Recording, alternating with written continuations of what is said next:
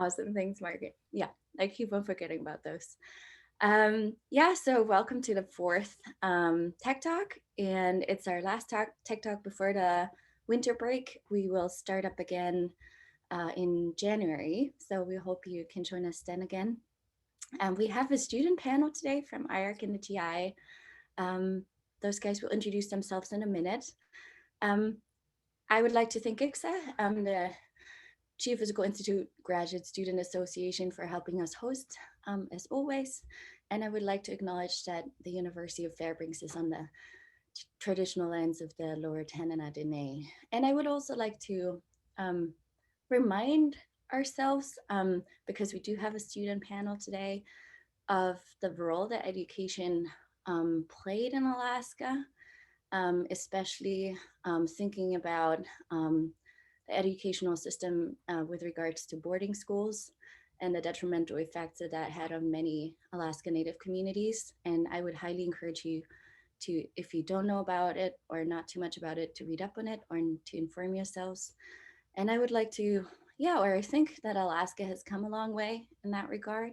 But I think the fact that we're all here today shows and is a good reminder that also in the higher education system, we can improve, sort of acknowledging different ways of knowing and of sharing knowledge, and to be a more inclusive and welcoming place. And so I think keeping that spirit for today's talk is what I'd like to remind everyone or set the stage. And with that, I will turn my video off and I will turn over to the panelists. We got questions in the RSVP that we chose to, or that I will post to the students. We will have, or probably will have, some time after our talk for your questions. You can type them in the chat, or you can ask them after the talk.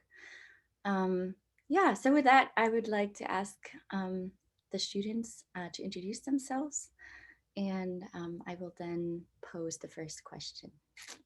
Thanks everyone for joining us here today. Eva, maybe you want to go first. I think yes. Good morning, Duenda, Ivadon Burk, Suuza, Tagatili, Manly Hot Springs, Quatana, Eslana, Joy Burk, Bruuzra, Ta'a, Dim Burk, Bruuzra. Hello, I'm Eva Burk. I'm from Nenana and Manly Hot Springs, and my parents are Dim and Joy Burk. I am a student at the School of Natural Resources and Environment. I'm working on a Master of Science. My project is I'm working on healing through food and culture, looking at Indigenous knowledge and cultural resilience to form solutions to food insecurity and health disparities. So part of the work is reactive and being an advocate for traditional foods.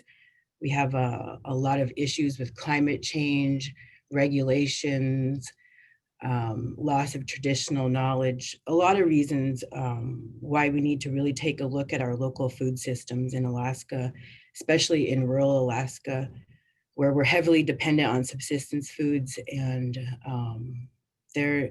so there's a healing component of my work from my own personal journey of returning to my roots and living more of a subsistence lifestyle, living more in season. And so that inspired me to do this work. And the other part of the work is looking at agriculture, adapting. And I'm working on a biomass project and also on some community farm projects. We're working to develop an Alaska Native Farmer training program.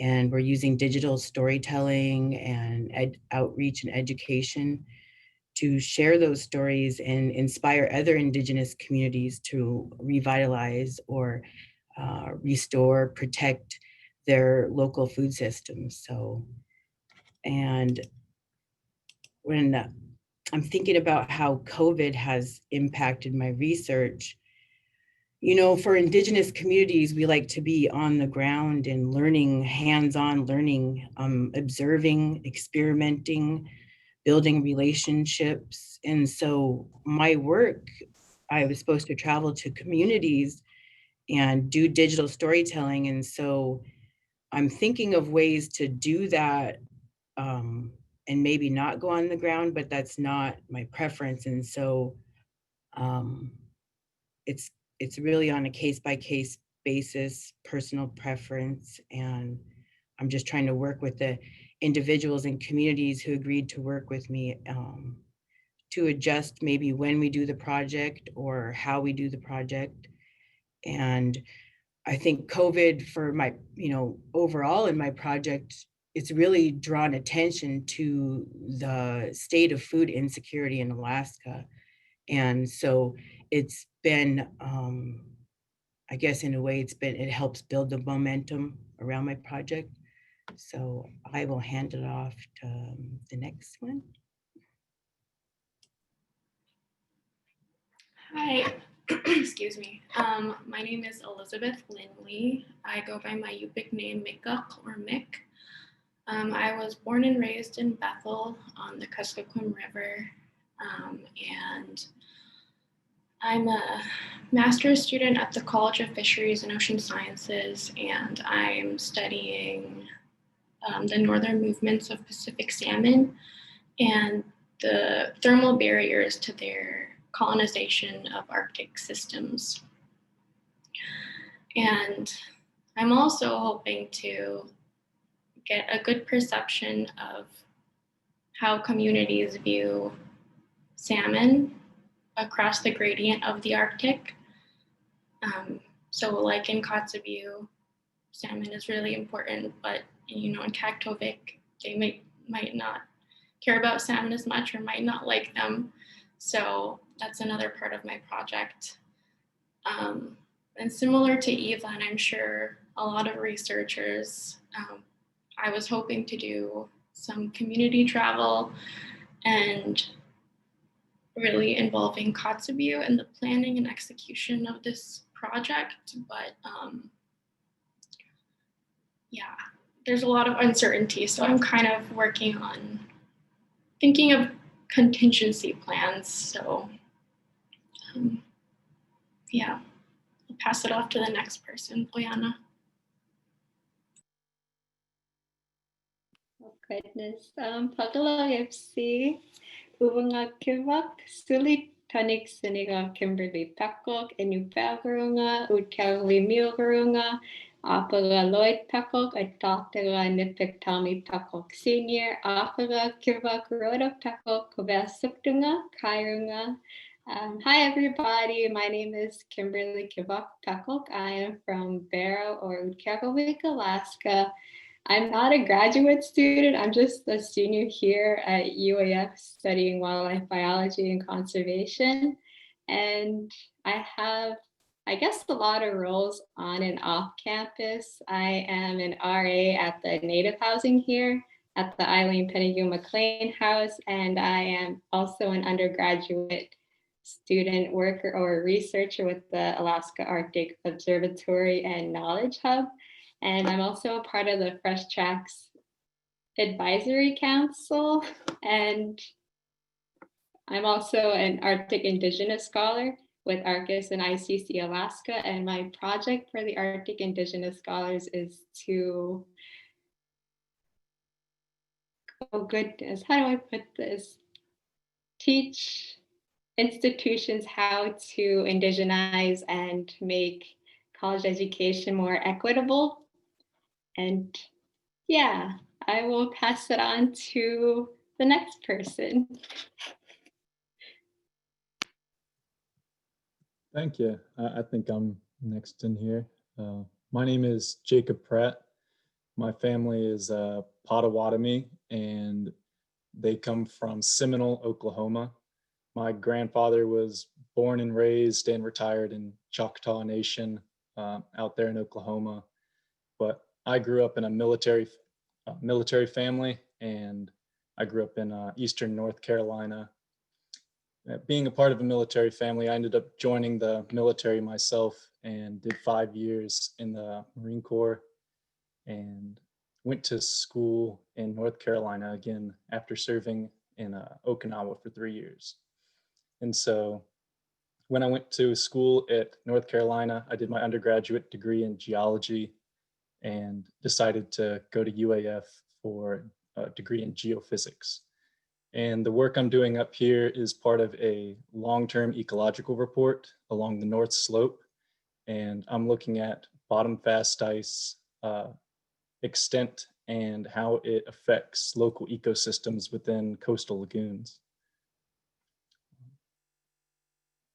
And I'll go ahead and pass it off to the next person in line.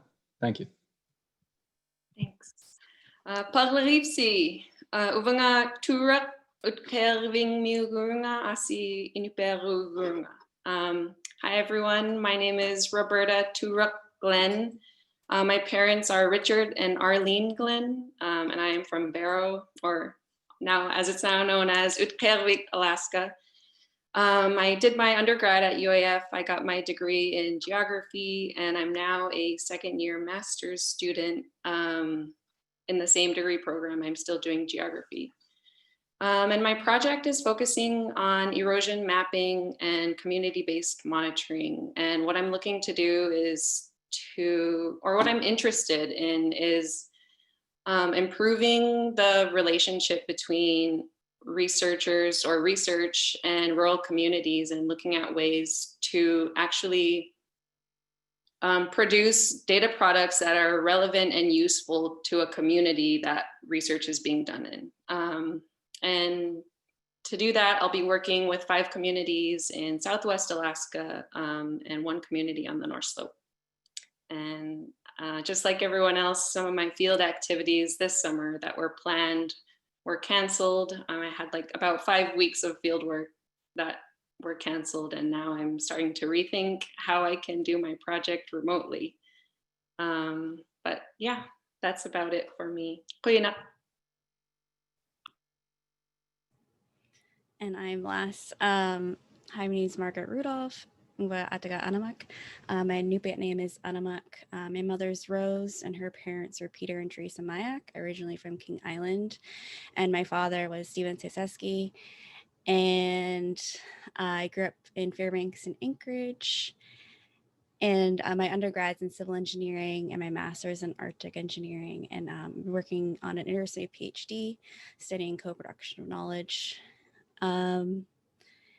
And I'm specifically looking at boundary spanners, which is this these people that end up spanning the gap between Indigenous communities and research institutes, and how that role is how that role functions and why it's important in co-production of knowledge projects.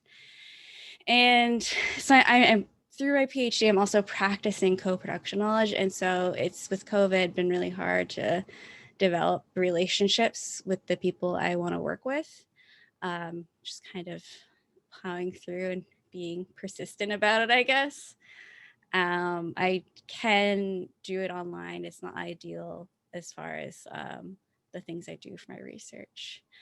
And so that's it. So pass it to Annika. Thanks everyone for introducing yourselves. The first question that we got was on mentoring. So asking what your personal experiences were with what mentoring styles work for you, what you wish you were being mentored, or how you were being mentored, and if you could just speak to your experience sort of in the educational system in terms of your advisors and mentors. Thanks. So I'll open it up.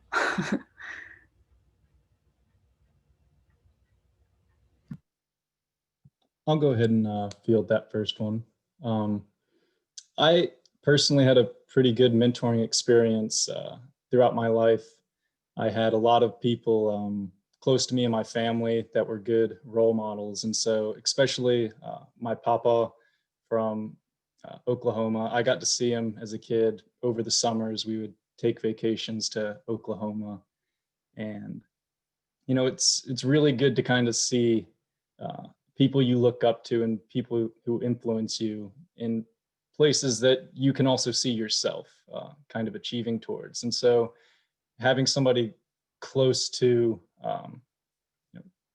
me and being able to teach not only their experiences, but guidance as well has been really important. And I've seen that throughout a lot of the organizations I've worked through, and especially in the military as well, they do a really great job at teaching mentorship and then allowing you to be a mentor at lower levels. And so I think one of the best strategies for me was that small unit kind of mentoring where you're able to make corrections or make suggestions or just guide someone at a very early level to understand, I guess, what that process looks like and how it can actually help. And I don't think a lot of people realize how important that is to some people who don't necessarily see that path in life for themselves, or, you know, they grow up and they don't have those kind of people around. And so just having someone there to look up to that, you know, you feel comfortable with, or you can kind of see yourself in their position is really beneficial, I've found. Thank you.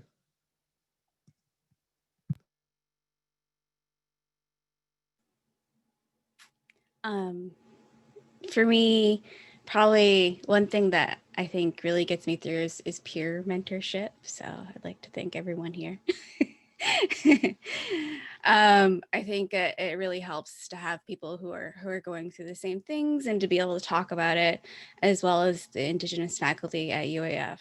I consider them all mentors, even though I think only one of them's formally on my committee, Ecological or Shantakak. They definitely have been really great. As well as, I think I do have non-Indigenous mentors where I feel like I've been able to kind of be that fully human self with, and they've been able to do the same. And I feel like it's made such a big difference. And I think that that's really important thing. So yeah.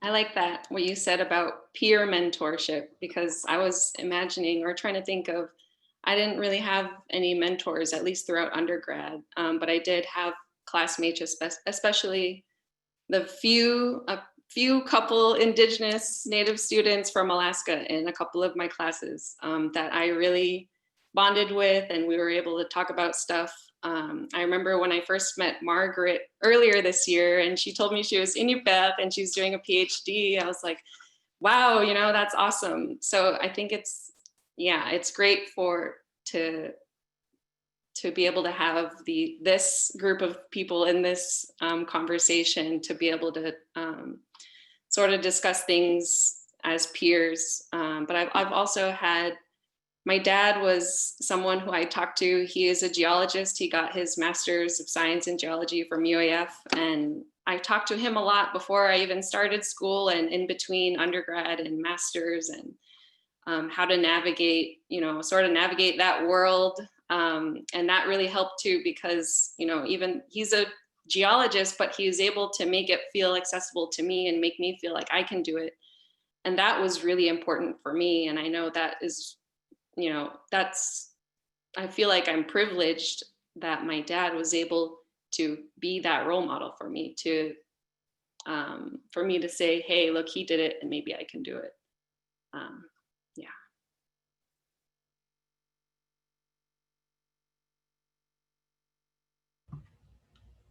I'll jump on to that too, because I actually know Roberta's dad, and he is excellent at mentoring people. I worked at ASRC, Arctic Slope Regional Corporation, and he was somebody that we all looked up to in the office. And the fact that he worked in science as an Indigenous person, and that we noticed that everybody all the, big companies that came out, they would go to him. And then I want to speak a little bit about my mentorship experience. I was a first generation college student, and I came from I had a rougher upbringing, I guess is a tame way of putting it, to be honest. And so I really had to find adults that I could look up to that weren't necessarily Indigenous, and we were really lucky to have the Rural Student Services at the University of Alaska Fairbanks. And there's one person in particular, Sue McHenry, who has stood by and supported me since I was about 15 years old. And that's before I got to college. And even when I wanted to return to college as a master's student, Sue helped with that transition as well, even though she's retired. And so I was really lucky to have somebody like Sue. And I think a lot of people at UAF are really lucky to have Sue. And then I was also at ASRC, I was really lucky to have a boss who allowed me to be me and gave me a lot of challenges and room to grow. And I think in engineering, sometimes you don't always have that. And so it was really nice to have a boss who acknowledged my knowledge and respected it and included it. And so I was really lucky to have that opportunity. So I feel privileged that I had a couple really, really awesome mentors at the educational, but both at the professional level too.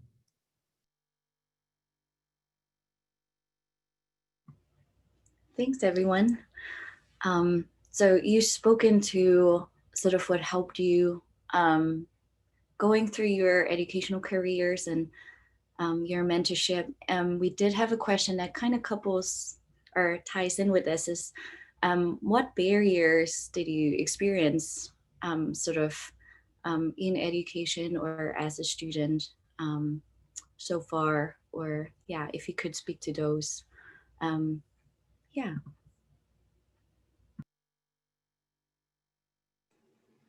So I signed up first to start this.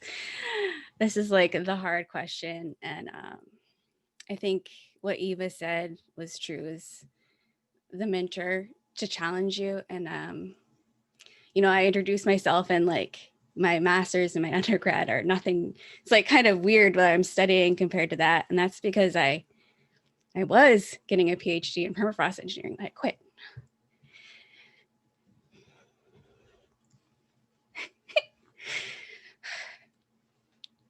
And that's because implicit bias. And hold on, I need a minute.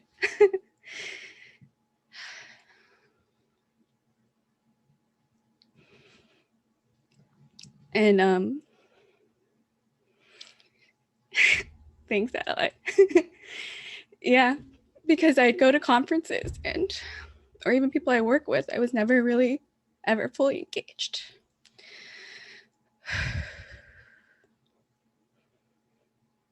And I didn't know it at the time, what it was. And it's something I've been kind of looking at more recently. And I kind of, you know, back then I thought it was just me. I thought I couldn't do it because that's the messages I was receiving. And so I quit.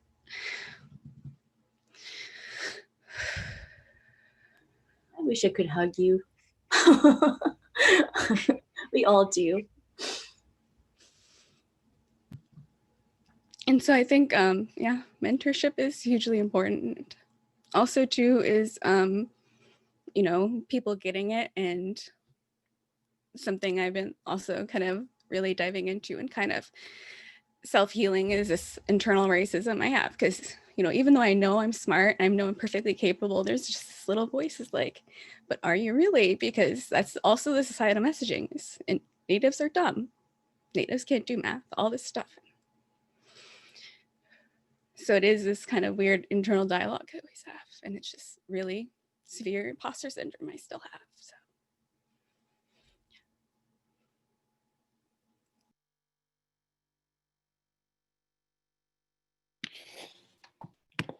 Goodness gracious, Margaret, I want to hug you. Well, like much of what Margaret said, I can connect to. Like I'm still in my undergrad, and like when I first started getting into the STEM classes, right when I walked in, I felt like I didn't belong because of the classroom environment and the dynamics and how the instructors and how other students treated me because of where I came from and who I am. And I tried to fit in with everyone in the classroom, but I always ended up feeling more lost and more insecure of who I am. So I didn't know what my identity was or who I wanted to be because of the pressures experienced in the classroom. And when I first started college, instructors and classmates, they would tell me that I didn't belong in college or that I wasn't ready for college because village education isn't enough from what they told me, and that I wasn't strong enough or smart enough to get through my undergrad. But I'm graduating next spring, so they could back off. And like throughout middle school and high school, I heard teachers tell students that they weren't ready for college, and hearing all of that throughout my school career, it's just really disheartening because that means they're telling us that we don't have a future. And I wanted to change that, so I started to work harder to prove a point to not just the instructors and to the classmates, but to myself. And another barrier that I realized that I didn't know was a barrier for me was, what should I prioritize? Like, how should I spend my summers? Like, do I want to spend it on the land and be happy, or get into the field to like build my resume or grow my CV? So it's really hard. I don't know, it's just difficult. Like, you want to get in touch with your culture and be connected with your family, but you also have to think about your education and what you want to do in your career and what else you want to do in academia. So that's all I have to say.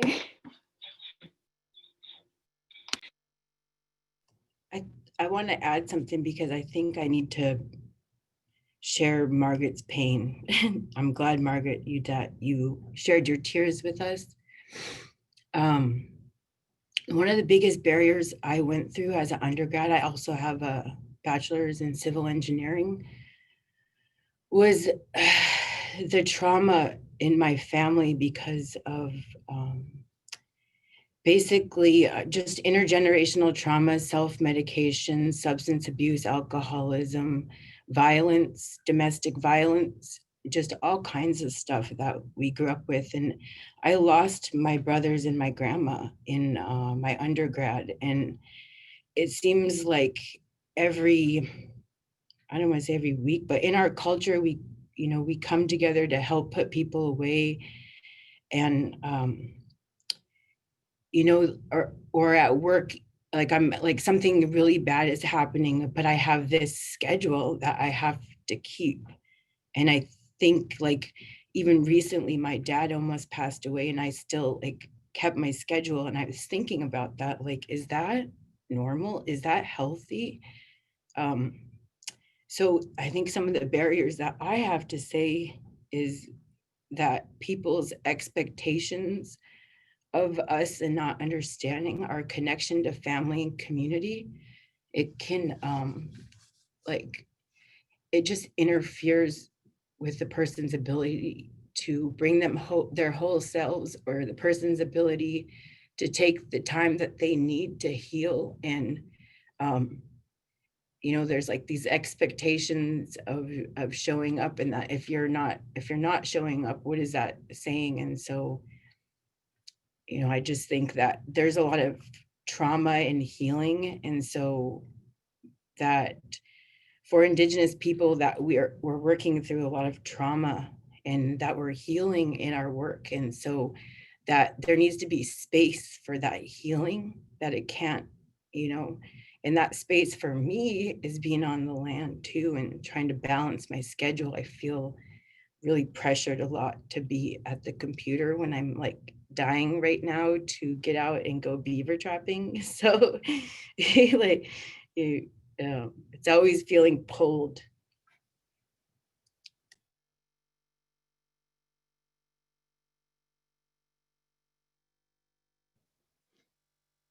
I just want to say first off, thank you, well, everybody for sharing these sentiments. They have been, I connect very deeply with them. I don't think I've had a lot of the conversations, that we're having now. And, a lot of stuff from, a lot of what Eva was saying, there's a lot of things that go on back home. And I'm from a family where, my dad lives next to his brother, lives down the street from his brother, lives with all my cousins, and, everyone's from the same place. And, I left home probably 10 years ago for the military, and I don't think I've been back since more than a couple weeks. And, you have to prioritize what you want to do. Do you want to continue working? Do you want to continue doing these things? Going where your passions lead you, or, I don't think a lot of people realize how much pressure there is to come back home and, support your family and get a job and, help. And so you want to help yourself, but there's so much, like Eva was saying, you want to get pulled back in, but there's a lot of difficulties there. It's hard when you don't have someone to talk to about those things. Thank you guys again. I agree. It's hard when it's easy to be talking about Native. Okay, what do we need to do? We need to work on these issues. We need to get more people in academia. What can we do to do that? But then I feel like when I start thinking about that, then I think about my own life, and I haven't even resolved it within myself, my connection to my home, and, healed that for myself before I can go and work on work on it for everyone. And I feel like that happens with a lot of Native students, especially if your parents went through some hard things, or if your parents were struggling. So it really, for all of us to be here right now and we're all getting vulnerable, that's amazing. But a lot of people are not, brave enough to do this, to be strong, to put yourself out there. Even though I'm still healing myself, I want to go and help, a bigger cause. That's a big barrier in itself, I think.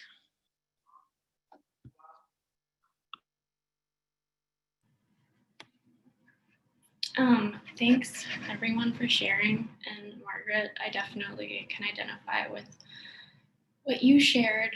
And I'll just put in my 2 cents here.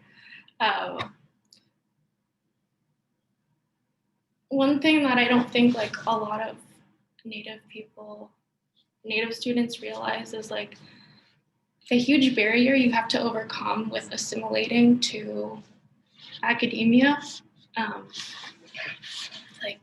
The language, the social norms, it's so different. I grew up in a Native town, my high school was mostly Native. So it's really hard to be comfortable in a lot of the spaces that I have to exist in, because, it's almost faking it. And, you hear it a lot, fake it till you make it, but, there's the added pressure of, I think, growing up in an almost different society.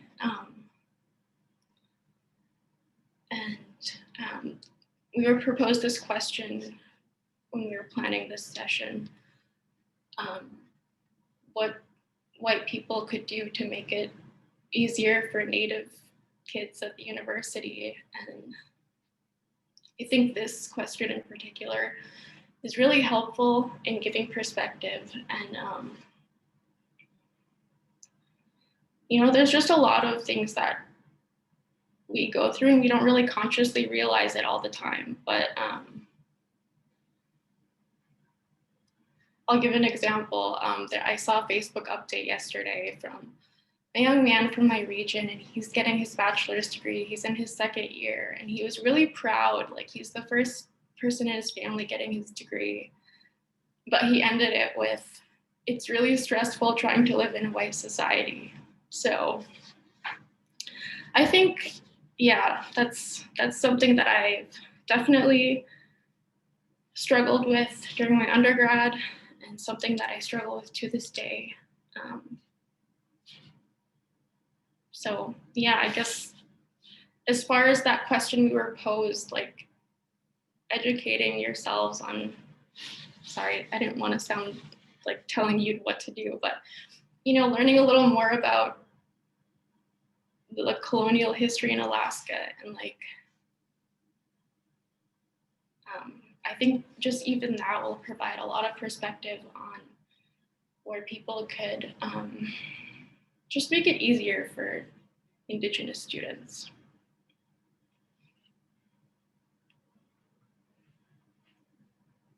Yeah. Thank you, Mick, for sharing, and thanks everyone for sharing. And I think Mick already led us to one of the other questions that we talked about and that came up in our where were sent to us, and it's, yeah, what can change and what would help, what would make things easier and better. So I'll just put it right there. Yes, Elizabeth was saying.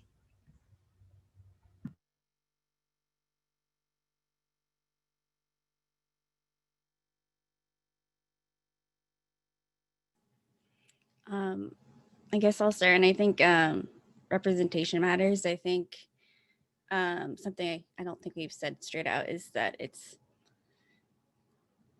hard to talk about these things, because if you can't understand unless you are Indigenous or maybe BIPOC, kind of these things. And I think having more Indigenous faculty would be a huge help, because these people would help mentor Indigenous students, or even having programs, like BLAST they have mentors that aren't necessarily like this pure academic mentor, but having a system like that too, for students to talk to, I think would be a huge help.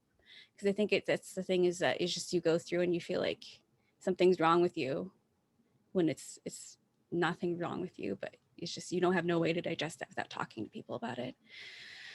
I think that would be one of the bigger things, along with what Mick was talking about learning about colonization, learning about culture.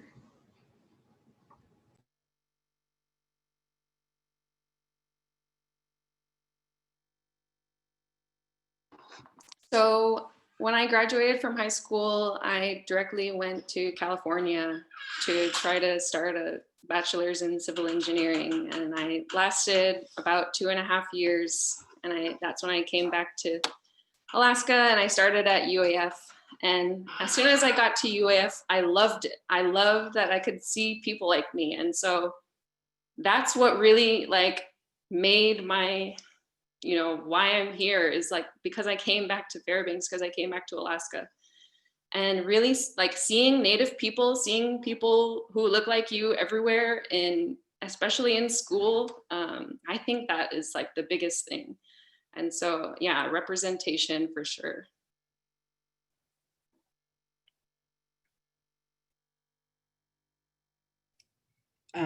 I'll follow up on that, because similar to Roberta, I tried to go out of state, and I tried to go to Anchorage, and it just didn't work. I need to be home.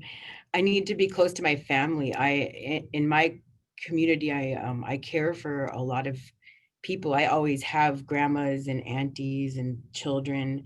And so my life is tied very deeply with others' lives, and I need to be here to be part of my community. And if I want to go beaver trapping, I'm in Fairbanks. I can drive to Nenana, which is an hour away. I'm not telling you guys where you can go beaver trapping. I see people on my trap line. I'm gonna have to get out there.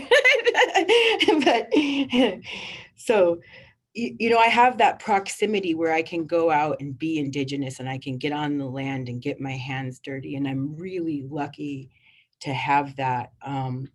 And so I have really big dreams about what I would like to do and what I would like to create. But what I see at the university, since I've came back as a master's student, I started at UAF in 2000 working on a civil engineering degree, and now it's 2020. And what has changed in 20 years, right? I was there. And when Margaret and I showed up at the university, we were in our civil engineering program together. We were really lucky to have, we did spend a lot of time in rural student services. We were part of the American Indian Science and Engineering Society. And then we were also part of the Alaska Native Science and Engineering program. And these programs have really grown, and there's good things, and then there's things that aren't so good. And what we need as Indigenous people is a place to be our whole selves. And when I was talking to some of the Indigenous faculty at UAF, there are plans to build an Indigenous center. And so I was really, really stoked to hear about that. So when we're thinking about where we are in the world, these are the homelands of my ancestors. There is 20% Alaska Native or American Indian Indigenous students at UAF. We are a large part of the student body. And we need, we come together, the Indigenous students. What I've noticed, what wasn't happening in 2000 and that's happening now is, it's not just these formal clubs anymore, like ACES, the American Indian Science, or ANSEP. There's these working groups, or where the Indigenous students are coming together, because many of us who are in master's degrees or in PhDs, we've been inspired to come to that work. Like, I'm a non-traditional student. I've raised, my children are older, I've lived a lifetime of experiences now, and now I know that I want to go to my community. I want to go home. And so what we're talking about in our discussions as Indigenous people is building capacity so that we can work from home, so that we can build businesses or be researchers out of our home villages. And so part of that is broadband. We talking about UAF, we need broadband. That's like the very first thing that is going to get the programs at UAF out to the audience. If you have 20% Indigenous people right here in Fairbanks, you could probably have more, because people want to be here. They just, I'm trying to work with some of these communities and they don't have internet, and it's really a hindrance to the work that we want to do. Or they don't, so that they have internet, but then they don't, their bandwidth is limited. The amount of data that they can use is limited. And so we have to work around stuff like that. And then if we think about instruction, building capacity, I was talking with some of the Indigenous faculty, and they're saying that we could, as master's students, that we could also be instructors. And so that creating these hybrid programs where Indigenous people can come in and help instruct. I think I'm just gonna have to say this point, and I'm gonna say two more things. And another thing that would be helpful is that if all staff, faculty, and students were required to take some sort of training, some sort of class. I mean, does it need to be a 3 credit? Can it be a 1 credit? Class where you have training on whose land you're on, what the people have been through, what the people are doing today, because I want to hear stories of resilience and strength. I don't want to always hear, well, this is what's wrong, this is what we don't have. I know for a fact that Indigenous people are resilient and strong, resourceful, and they can do a lot with a little. I know that from personal experience. And so the other thing is, when I say I want to point blank say it, is my ideas about the things that I'm working on in my community, I've come to UAF and not as a typical graduate student. And I'm being asked to serve in many roles that I don't think an average graduate student would be asked to serve in. And what really is the compensation or incentive for me to do that work, to provide my Indigenous perspective to search committees looking for faculty, to provide my Indigenous perspective for programs that want to reach other communities and diversify. You know, it's always we're being asked to provide perspective, and I think really what we need is a seat, and that there maybe if all this perspective is needed, that there's got to be a space, you know, like this Indigenous center where people can come to understand better. Like, I'm not the person who can speak on every Indigenous culture or set of values or community. So we need a place that's representative of all of us, all of our languages, our homelands, what are our communities doing today? I really encourage that we start to look together to how to build that, because when you think of Indigenous knowledge and how holistic it is, you know, it's not just biology or environmental science or rural development or Arctic health. All of that, you know, is part of my research project. And so it's like I'd like to see us coming together and breaking down these barriers that have, you know, these institutional barriers, just having talking circles, just gathering, and just talking and sharing, because I think stories are so powerful. And so I need to allow others to share. So I'm going to put a lid on it. Thank you, Basi.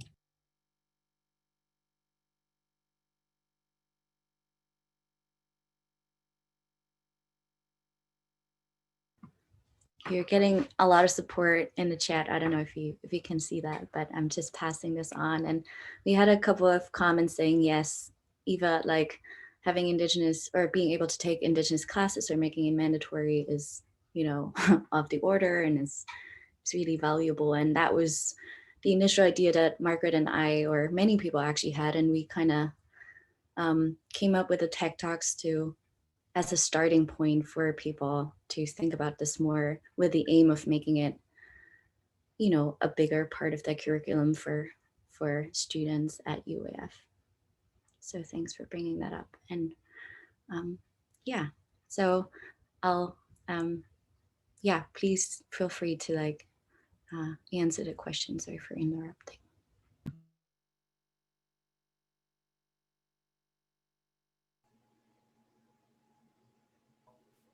So me, Mick, and Kim were talking and getting together and said, okay, what are we gonna say about, you know, being in this panel? I don't know, I'm nervous, I don't want to do it, I'm too scared.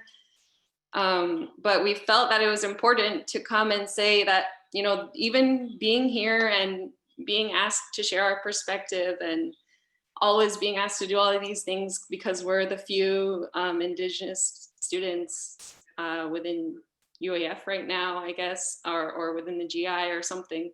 But like, you know, putting us on this spot and sharing this perspective is also a really big, like, it can be pretty stressful sometimes, especially if it's like happening in the classroom, or if it's happening like, you know, can you please share your Indigenous perspective, and, you know, hold a mic and everyone's looking at us, you know, that kind of thing, that kind of like hyper attention and hyper aware of like what we think and everything we say, it can feel a little like nerve-wracking.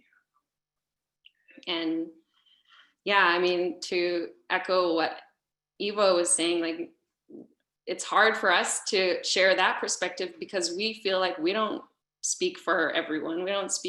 We speak from our own experience. And even between us, all of us here in this group, we have probably totally different experiences. And so like, yeah, I just wanted to say that.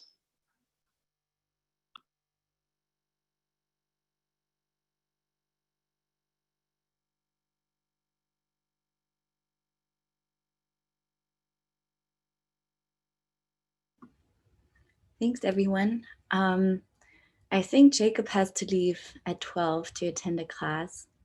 I'm not entirely sure, but maybe we have time for a short last question.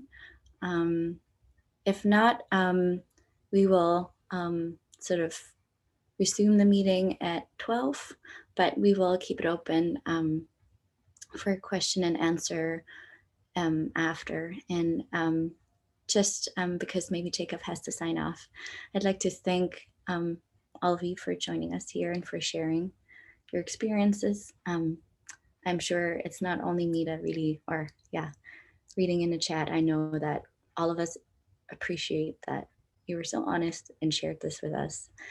And I think it's really important to hear that, to listen to that, and to take it to heart and try to be the change. So thanks everyone for taking the time. I know it's stressful time in our curriculum, in our school calendar right now. So yeah, thank you everyone. And yeah, I have a last question. Actually, we got more, but sort of, what is it that really inspired you to get on the career path is that you are on right now? And what are you trying to, or what are you hoping to accomplish? And sort of, yeah, what's your inspiration, I guess?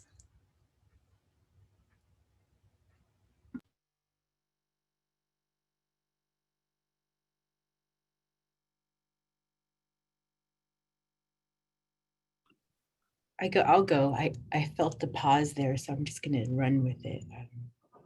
We kind of, before we started the group, we were like, yeah, Eva's going to do all the talking. That's what she does. So I apologize. that's me. What's inspired me to do this work is my elders and my community, my children, my family. And I started going back to fish camp a few years ago, and something inside of me came alive like never before. And it had been many years that my family, we had abandoned our fish camp. This is a story for many Indigenous people on the Yukon and Tanana rivers. Many of us have abandoned our fish camps, and it took a lot of strength and determination, money, willpower, all kinds of stuff. But the healing journey and the power of that, reconnecting with the foods and food security. And, you know, as Indigenous people, I was thinking about health disparities, and I was reading all this literature, but then I was like, I know there's got to be communities out there who are doing great things. And one of the communities that really stuck out to me was Ecological. And they had done a healthy native foods challenge for 6 weeks. And out of this challenge, it's just really cool to read all the stories about it. And the adults, you know, in 6 weeks, they had, I forget how many adults, they had lost a total of 192 pounds. And it was like 10 adults or something. It wasn't very many. And so, and then their blood pressure medications, their diabetes medications. And so, and not only that, but the stories of the youth and the elders working together, the stories of how the community came together to harvest traditional foods to prepare for the challenge. And like, I was thinking about that story with my own personal experience in that there's such this healing power of foods. And our foods as traditional people come from the land. And when you start to restore your connection to the foods, you restore your connection to the land. And then, you know, we talk about climate change, but it's another to be on the land and experience climate change firsthand, to witness it. You know, and so it's helpful, I think, for people in science to have that on the land connection. And so my work, I'm inspired for food security, one, but also to help us plan for climate change. What can we do to adapt? What can we do to demonstrate our strength and resilience, and to share our stories with other Indigenous communities and to learn from them as well?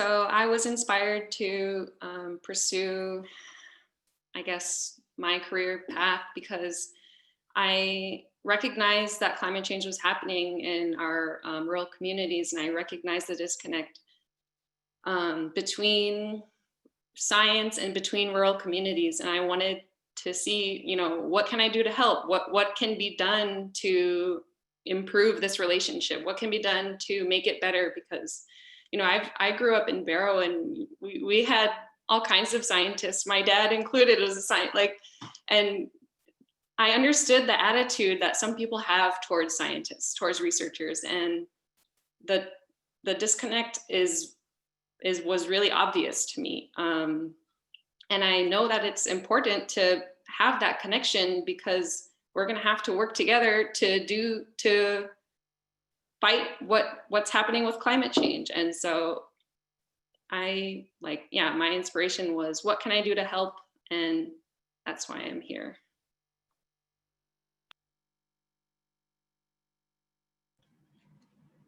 I can share if we have time. Okay. What inspired me was, I guess, the people on my river, the Kuskokwim, when I was setting out to get my undergraduate degree. There was a Chinook crash on the Kuskokwim, and it was really heartbreaking for everyone. And people wanted a voice. And the unfortunate reality of management in Alaska is that you don't really get recognized unless you speak their language, unless you have the degree and you could do the math. I mean, what you know about the land and what you know, how you know these fish, it doesn't really matter as far as the management landscape goes, more often than not. So I felt a little unprepared after getting my undergraduate degree, and I really struggled to find a job in the fisheries field. So I decided to come back and get my master's. And I don't especially care to know more facts about salmon.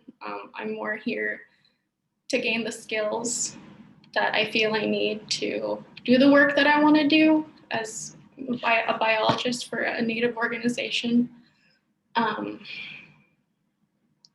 So yeah.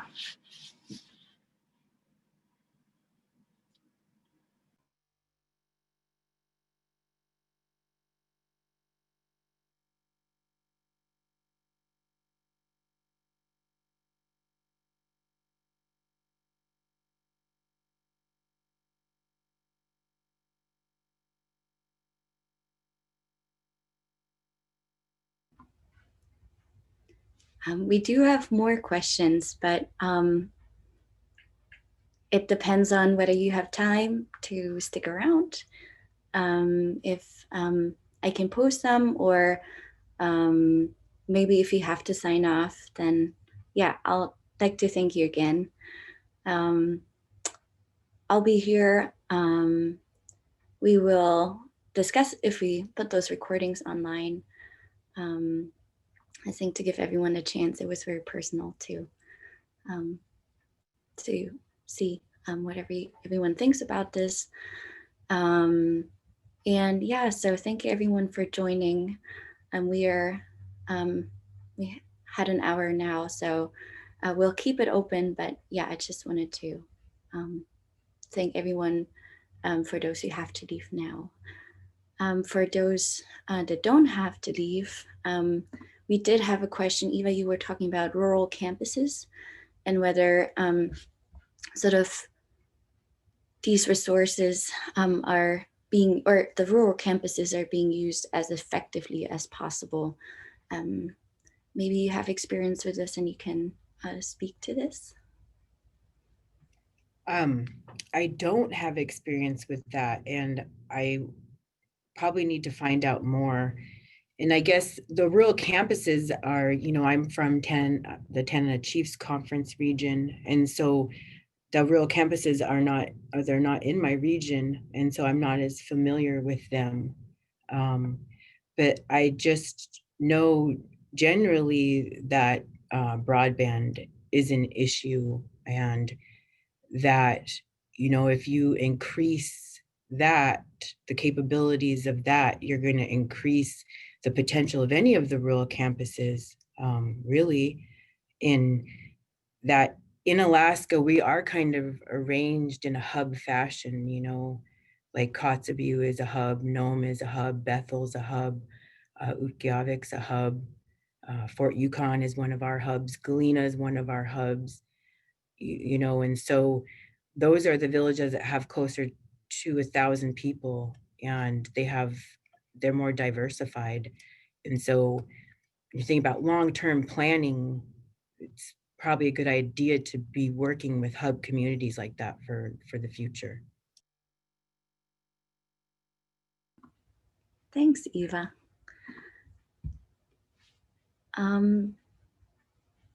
We also had a question of how did you learn about your cultural and Indigenous identity and practice it? Yeah, if you want to speak to that.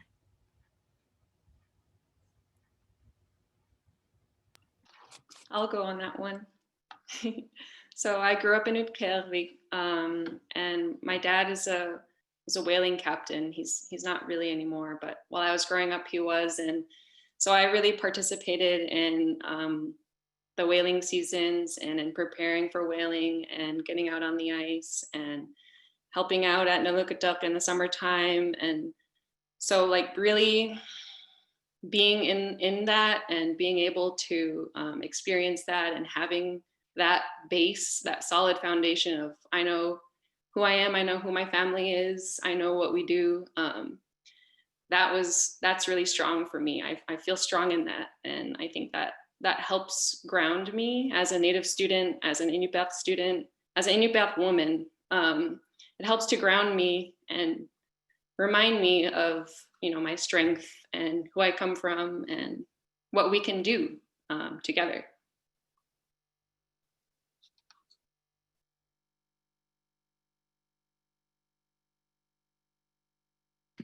Well, for me, I didn't grow up practicing my culture because I always thought I was too nerdy and too in love with science. And in high school, I started to feel really embarrassed because I wasn't doing what my classmates were doing. And like they would ask me, like, do you even go out camping or anything? And I'd say no. I just got too embarrassed, and then I got fed up with it one day, and I was dealing with other things in my life that made me feel disconnected from everyone. And my dad and my grandparents, or my Aka, she suggested that I should go out camping with my dad and my brother. So I did. And I've been going to Pikok camp every single summer, every single weekend, just so I could learn more about my grandparents and our ancestors and what I can teach my kids in the future. So that's how I've been learning about my culture and thinking of ways how I can connect what I learned to what I want to do with my life as a wildlife biologist or even an environmental educator. So, yeah.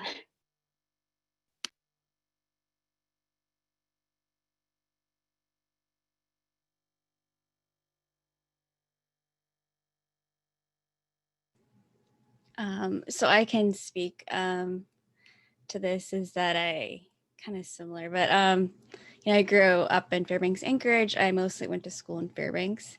And so when I talk to other natives, I say like I'm an urban educated native because it is this type of thing where I don't feel native enough because I didn't grow up like a traditional lifestyle. I didn't grow up in a village. And so for me, kind of discovering more of that Indigenous identity was taking classes through Indigenous studies and then starting to really dive into Indigenous authors and just kind of seeing it very more academic way, I guess. But I think it definitely has helped seeing that definitely reflection back at myself and kind of really understanding that part of me. Yeah. And so and also podcasts. I love podcasts. There's Coffee and Quack, which is Roberta's Glen's sisters. And then All My Relations is also another one of my favorites. There's also like fiction books. Something Jacob actually recommended me is There by Tommy Orange. It's a great book. So yeah, that's kind of how I've been kind of exploring what does it mean to be Indigenous for me.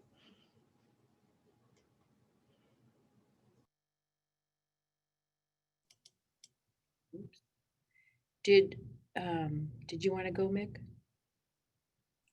You can go. Okay. For me, I grew up on the trap line and at fish camp. I was even homeschooled at points. And so I grew up, and then we moved into the village. And we moved into the village because we earned a living from the land, and we couldn't be commercial fishermen anymore. And that was a big part of our yearly income. And so moving to the village for me was detrimental to my health, to my family's health. When we were on the land, that's when we functioned the best. And then my dad had to take a job. You don't commercial fish. He had to take a job as a carpenter. And so carpenter typically works the summer. And so we didn't go to fish camp anymore. And that was it. And I started to become disconnected from who I was in high school. I remember that, and shortly after college, even though I was at the university and I was in these Native groups, it's not the same as being on the land and practicing your traditions. It's not the same as eating Native food. It's not the same as speaking your language and singing and dancing with your people. Those are the things that, for me, make me whole. And when I don't have the time to do that, is because that's what I'm going to say is, I want to do so many things, but I don't have the time because I have this Western job and school schedule. And so that's really challenging for me. And when I did work at ASRC, I really admired the Inupiaq people for speaking their language, for their strong traditions, their whaling teams and the whaling captains and the flags. I was like, this is so cool. And I was so inspired, and I remember I went to Kivvaq and I was driving around. Well, at the time it was Barrow, and I was driving around Barrow with Barrow Brower. And I, yeah, right. And I just remembered who I was. I was like, I can work in oil and gas. I can be an engineer, but that's not who I am. And so I just quit. I went home and that was it. I quit my job. I was like, I need to go find myself. And I returned home to Nenana.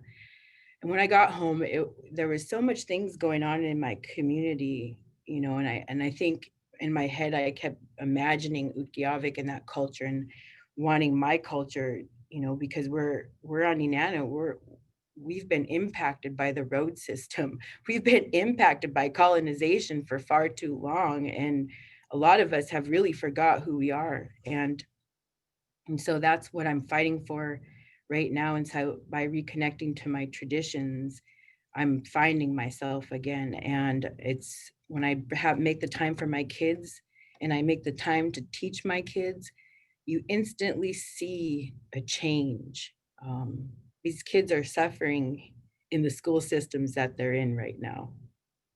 That's the truth. It's not made for Native kids. Native kids are meant to be on the land. Native kids are meant to be taught by their elders every single day. It's not okay that we put kids in daycare centers and we put elders in old homes. We're supposed to be in the same place in our culture. So I struggle with those things. And, I just, as we go in and we talk about indigenizing, that indigenizing means us getting to be home on the land. And that we can share that experience with others in these institutions. But you know, that that as much as people can is to get time on the land. I don't think that I can be Indigenous any other way.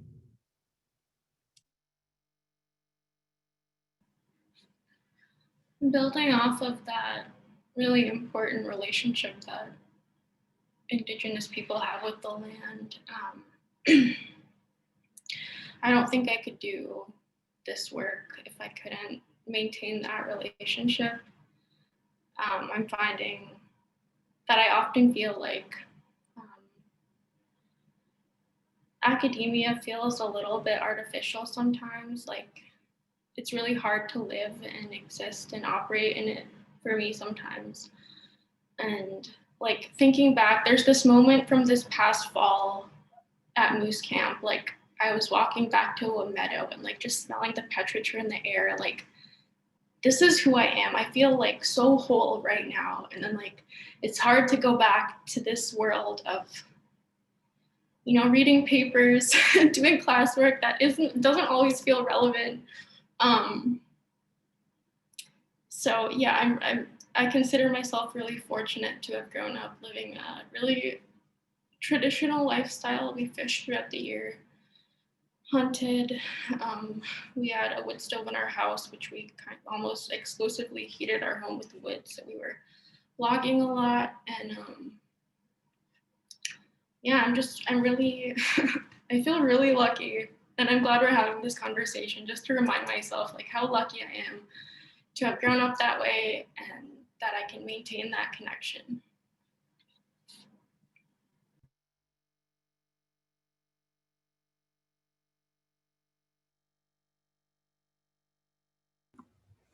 Thanks, everyone. I don't have any more questions right now. So for those present, feel free to unmute yourself and ask. I think we have a couple more minutes.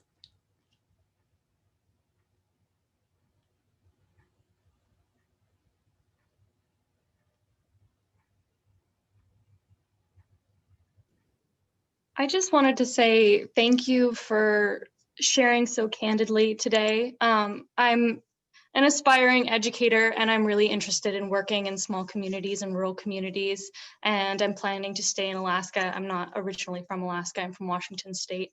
But I think a lot of the emotions that you express about your connection with the land. I grew up outside too, and so that's something that's very important to me, and I want to find a way to be able to integrate traditional knowledge and those sorts of feelings and experiences into the classroom so that it's more accessible to more people and honors different types of knowledge. So it's been really, really helpful hearing your guys' perspectives and learning more about what you're doing. And it makes me excited.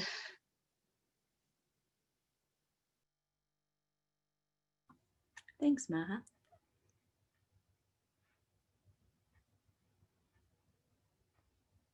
So I think if no one else has a question, I'd like to thank all of you again. And I think, yeah, if you want to add something, we have time for this. Otherwise, I would say Margaret could stop the recording. And I wanted to send a link to, was it Mara that just asked a question? She did. Okay, so we have a website. It's called the Alaska Native Knowledge Network. I'm trying to get the link for you right now. And in there's a bunch of curriculum on how to bring in some of our lessons. There's like, you should just check it out. There's a lot of cool stuff in there. And there's all kinds of. I got it. Got it? Okay, Yeah. yeah. I can't stand, I'm not quite set up where I'm at right now. Thank you, Margaret. Awesome. Thanks, both of you. And we do have, so we got a lot of questions on where to find resources. And so we started this website, and by no means that's exhaustive, but there are some resources, some reading suggestions that you can tap into. Yeah, if you're interested. Cool. Well, thanks everyone for listening and for joining us here today. Thanks for keeping up with my questions, and thank you so much for sharing. And I think I would stop the recording now.